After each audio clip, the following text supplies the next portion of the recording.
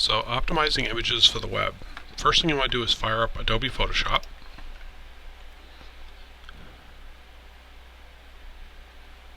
We use Photoshop to do the basic and advanced editing. Next thing you want to do is open up the file that you want to optimize. It's going to go to File and Open. And I'm just going to use this picture of the business school. And so I'm opening it. So just thing to note, lower right hand corner tells you how big this image is. It's 7,360 pixels by 4,912 pixels at 300 pixels per inch. This is a gigantic image. It's about 8.6 megabytes. You'd never want to serve this up over the web unoptimized. It would just take forever to download. So first thing to do to optimize it, there's a couple things you can do to make the images better. This is a professionally shot photo, so it's spectacular. But one thing I like to do is go to Image, Adjustments, and there's actually a couple things you can do. You can do Auto Tone, Auto Contrast, and Auto Color. These will sometimes make the image look a little bit better than it did originally. This is a fantastic image, so the changes didn't really do much to it. Another thing you might want to do is under Adjustments, there is Levels. So a good photograph has an equal balance of black and white in the image. So it has a really, really bright white point and a really, really dark black point. And to get that, you use the Levels control. What this does, it shows you on the far left, this is the black point.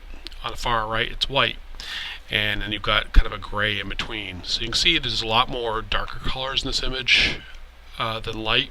What you can do is grab the white point and drag it over to where that big point starts. And what this does, you can see the difference. It makes it a much brighter and sharper image as I move it back and forth. Just helps to make a better image with more pop to it. Alright, so we've optimized the image the way it looks. Next thing we want to do is optimize the size. So I'm going to optimize this we're going to use it like as a banner on a web page. First thing I want to do is I'm going to go to Image, and then Image Size. So we're going to change the width down to about, we'll say 1250 pixels. And I'm going to click OK. You can see it shrunken up. I'm just going to bring it up so it fills the screen again. So it's 1250 pixels wide, and we want to crop this image so it's a little bit more usable as a header image. So over here on the left, there's the crop tool. You click on that, and it gives you these little guides you can use to crop your image. So I'm going to crop out this lamppost for the most part, and then crop it up just to make it a really strong horizontal image. And then I'm going to crop out these little alleys for the most part. There's the info panel here. It tells you how big the image is. Right now it's 1140 pixels wide by 320 tall. I want to bring this out to just be 1200 even. That's a good image for a header image. Oops, 1201. We'll make it. It can be really a pain to get it sometimes, so let's do 1200. 1201 it is. Alright, and then when you're done, you've got to constrain it the way you want it to be. Just hit Enter, or the return button, and now this image is cropped. So this is a 1201 pixel across image. So now we want to save this for the web. So you go to File, and you're going to go to Export, and then Save for Web. And what this does is gives you kind of like a scratch area. It shows you examples of the original image up here at the top. As it's been cropped, it's down to 1.1 megabytes. It's still a huge image. And down here at the bottom, if it was saved as a Ping 24 image, it would be 653K, and on a 56K modem, it would take 119 seconds to download. You can change this little scale, so you can see other examples of how long it would take to download. So if you did like 1 megabit cable, take about 7 seconds. That's still a really long time. It's a very large image. So what you want to do, up here in the top, right now we're seeing this 2 up. We're seeing the original image and this kind of scratch image. We're playing around with the settings. You could also do 4 up if you wanted to. It shows you different examples. So if you saved it in different formats, PNG format's not the best format, 653K, still really huge. But a JPEG format shrinks it down significantly. It's 64K and only takes 2 seconds to download on a cable connection. That's pretty awesome. However, the image starts to suffer. Let's switch back to 2 up, and let's see if I can expand it a little bit. If I zoom in on the image, you're going to see it starts to get a little bit pixelated. Doesn't look quite as good as it does the original. It's never going to look as good as the original, but you know, the point is to make it look good, but also make it download quick.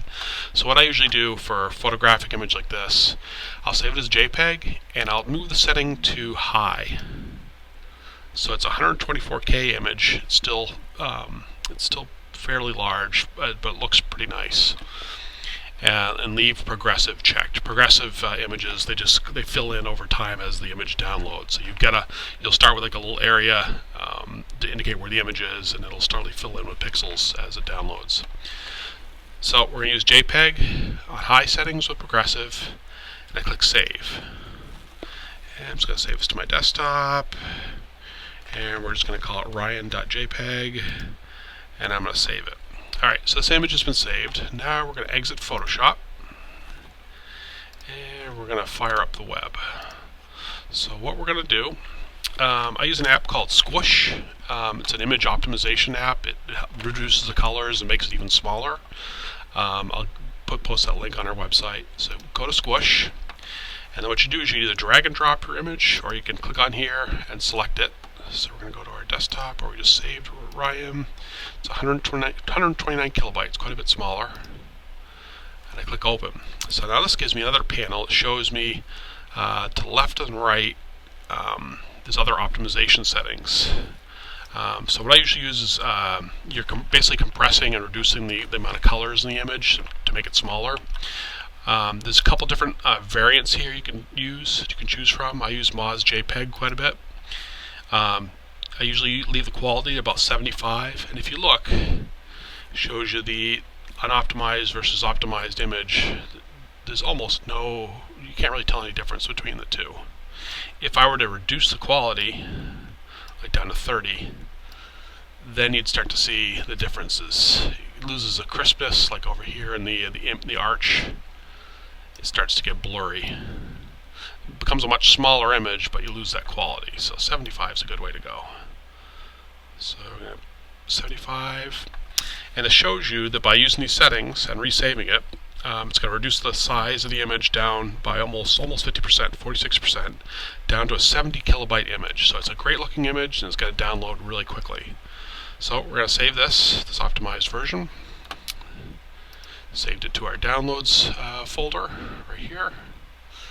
And now I can take this image and add it to our website. But it is considerably smaller than the unoptimized version.